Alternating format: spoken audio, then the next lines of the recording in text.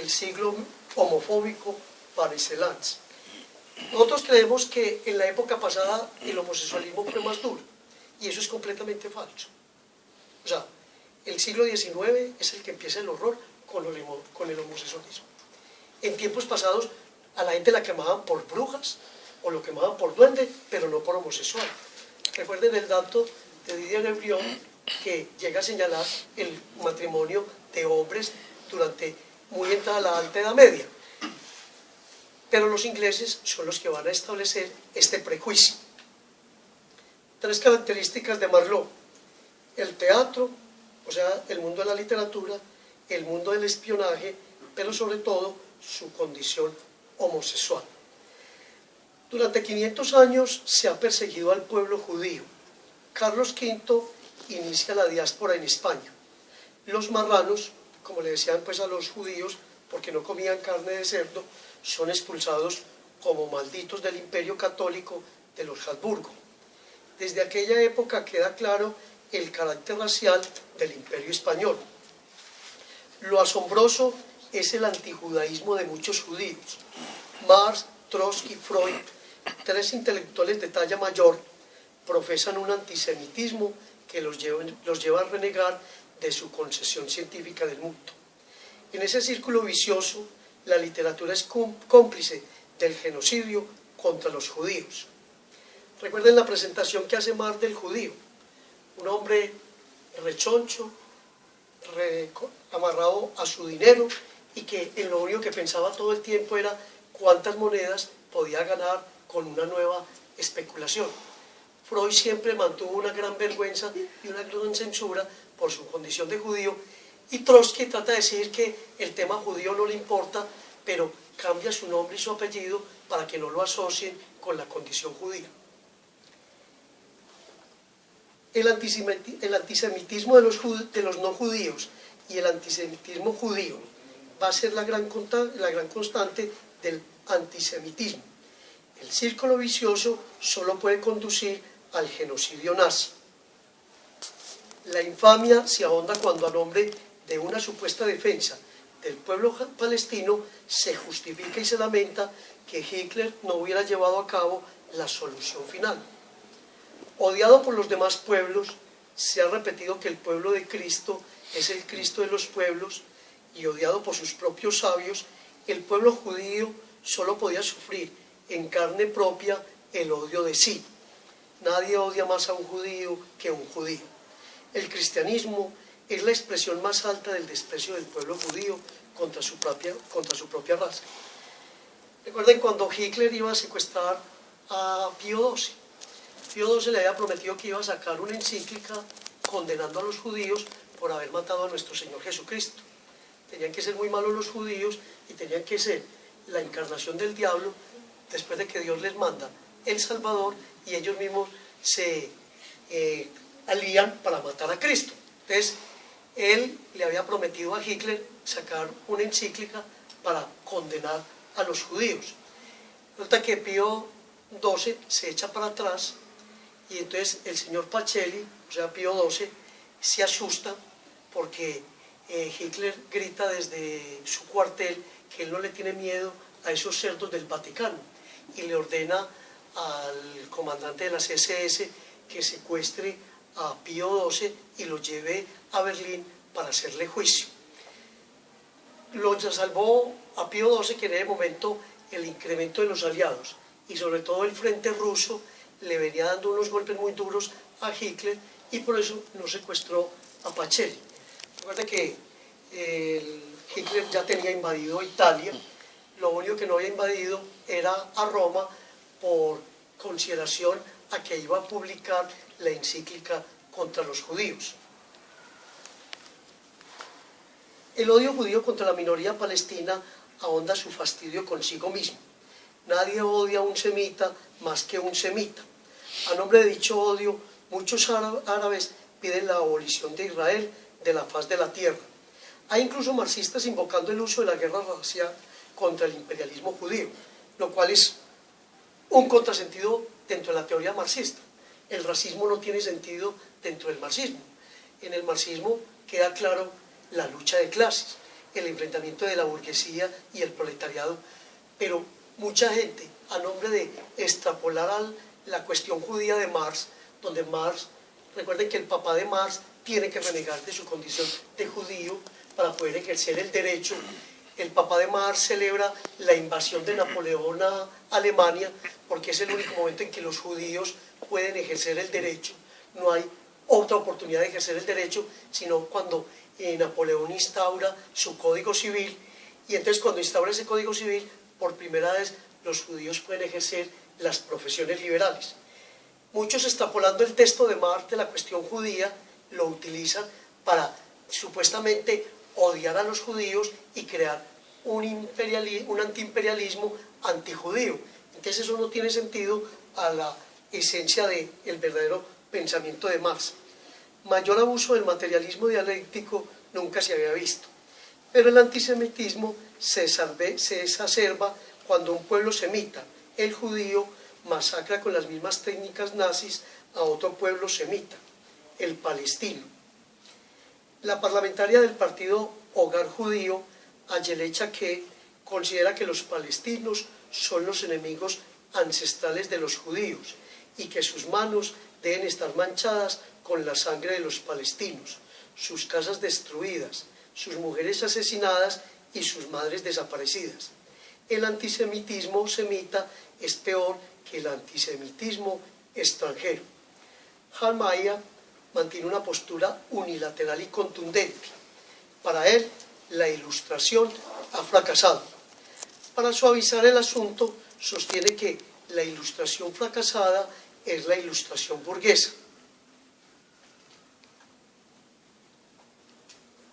Jamás la burguesía tuvo ni mantiene una expectativa ilustrada frente a la vida. Una burguesía ilustrada es tan increíble como aquella leyenda de una burguesía revolucionaria. La presentación de la Revolución Francesa como revolución burguesa es una extrapolación en la interpretación escatológica del materialismo histórico, del sentido de la sociedad y de la historia. La Revolución Francesa podía ser moralista, puritana, ingenua, pero jamás burguesa. Robespierre no es el tipo de hombre que piense que el tiempo es oro. Los elementos feudales y burgueses fueron llevados a la guillotina por puro sentido humanitario. El del doctor Guillotin, que quería provocar la menor cantidad de sufrimiento al condenado a muerte. ¿Acaso Mahat no era el mejor amigo del incorruptible Robespierre y su opción era netamente comunista? El mismo Fouché, durante su época de jacobino, no se declaró comunista. A Danton lo condenan a muerte por corrupto, por burgués. Tal vez cabría establecer una dialéctica de la Ilustración para mostrar la contradicción entre una Ilustración moderada y una Ilustración radical, como la hace el profesor Israel. El profesor Israel es un investigador inglés que está haciendo un trabajo muy importante sobre la Ilustración. Y entonces, cuando todo el mundo hizo de la Ilustración como si fuera un cuerpo homogéneo, él divide la Ilustración en la Ilustración moderada y la Ilustración radical. Vamos a ver en qué consiste esa diferencia entre la Ilustración radical y la Ilustración moderada. ¿A quién le sirvió la Ilustración moderada? ¿Y a quién le servía la Ilustración radical? El bando moderado lo representará aquella Ilustración que, como Leibniz y Voltaire, le dan la bienvenida a la razón, pero que jamás darán el paso hacia una razón demoledora de las religiones y de Dios como el primer fascista. En esta concesión está claro que quien genera la idea de la obediencia única, de un mundo homogenizado, de un mundo unipolar, es Dios. La idea de un Dios único, del Dios único al que se puede adorar, es precisamente la consecuencia más inmediata de la Ilustración moderada, sobre todo con el deísmo. El deísmo, aunque no se confiesa como una religión revelada, reconoce que hay un Dios. La Ilustración radical va a mostrar que en la mera idea de un Dios, allí se genera el primer fascismo de la historia, porque cuando yo pretendo homogenizar a todos los hombres para que piensen de una manera, para que crean de una manera, para que todos seamos uno, para que todos nos hermanemos en un solo Dios y en un solo Dios Padre. Entonces ahí comienza el primer fascismo de la historia.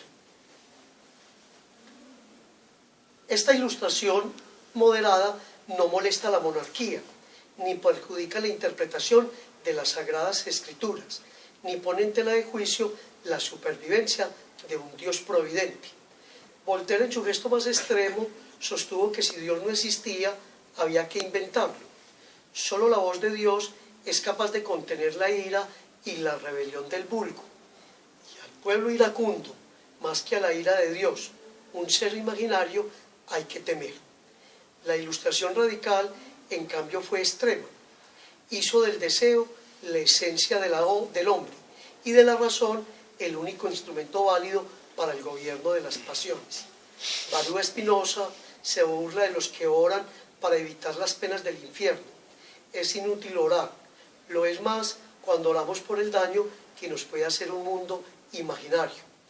El origen de los prejuicios del pueblo son las supersticiones que suscita en su mente su imaginación atemorizada. Las ideas adecuadas se originan cuando el pueblo sabe separar los miedos ocasionados por la imaginación y las ideas claras y distintas que suscita la razón en el alma. La crítica de los milagros y de las Sagradas Escrituras es la consecuencia que se sigue de dicha forma de pensar. Las Escrituras son obras de hombres concretos de su tiempo y no contienen la voluntad eterna de Dios. Los milagros son imposibles porque niegan las leyes naturales del mundo. En una inundación no hay voluntad de la naturaleza de castigar a un determinado grupo o a una persona en particular. Solo hay un desborde de la quebrada o, en su defecto, un desorden e injusticia social. La inexistencia de los milagros trae consigo la inexistencia de la personalidad de Dios. Dios no es una persona con sentimientos, inteligencia y voluntad. Dios no tiene oídos para nuestras oraciones y tampoco tiene voluntad para cesar nuestro sufrimiento. Negada la existencia de la personalidad de Dios, toda la teocracia se viene a pique. No hay Dios que dé origen al poder del rey. La monarquía tiene que caer y la ilustración se decide por la república, por formas de gobierno popular donde el rey no tiene ningún origen divino. En este sentido, cabe preguntarse, ¿cuál fue la ilustración que fracasó? Es indudable que al ver pasar la historia moderna, vemos afianzarse más y más el espíritu de la ilustración. Baruch Spinoza se confirma como el filósofo político que señala el camino de la liberación que hemos de continuar. La separación de Iglesia y de Estado es más urgente que nunca. La libertad religiosa es el imperativo que ha de evitar la guerra religiosa que se debe venir. Los fundamentalistas cristianos y musulmanes piden a grito una nueva guerra de religión que borre para siempre los abusos del ateísmo, del materialismo y del hedonismo. Una nueva manera de entender las Escrituras se hizo evidente desde Spinoza. Toda la hermenéutica bíblica, desde Wellhausen, probando que Moisés no pudo ser el autor del Pentateuco como lo enseñó Spinoza, pasando por Feuerbach, Nietzsche, Stirner, hasta llegar a los teólogos de la muerte de Dios, prueba el triunfo de la ilustración radical. Solo podemos vivir para realizar la luz de nuestro entendimiento.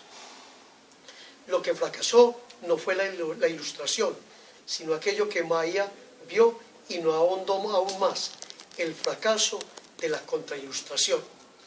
Y a este tema de la contrailustración es a donde le quisiéramos como poner más atención.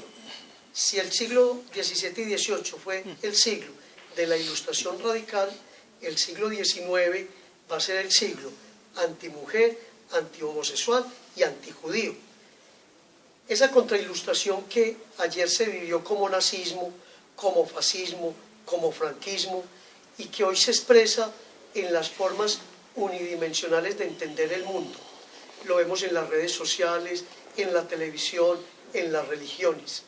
Esa contrailustración que hoy puede despedir, acabar, matar a una persona, a un partido, a un pueblo, a la humanidad entera, sino cree el dogma del mercado. Esa contrailustración trae consigo un nirvana definitivo, la bomba atómica. Tal vez estén haciendo faltas voces disidentes que comprendan el valor de la crítica. Faltan muchos Jalmaya que se decidan por la crítica de los poderes y por una voz valerosa en favor de los outsiders.